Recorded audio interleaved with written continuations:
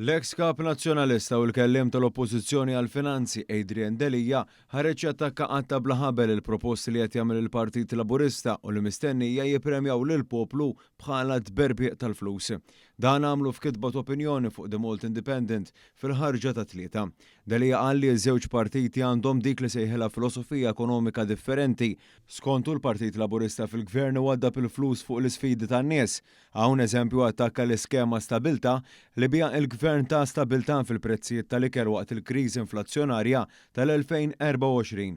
Hawn saħansitra attakka il-proposti studjanti li qed jippreżenta l-Partit Laburista f'din il-kampanja elettorali dan fil-waqt li spjega kif il-Partit Nazzjonalista rrid l-oppost fejn tidħol l-ekonomija għaliex skontu l-Partit Laburista qiegħed jieħu riski minkejja ċertifikati b'saħħithom minn aġenziji u istituzzjonijiet internazzjonali.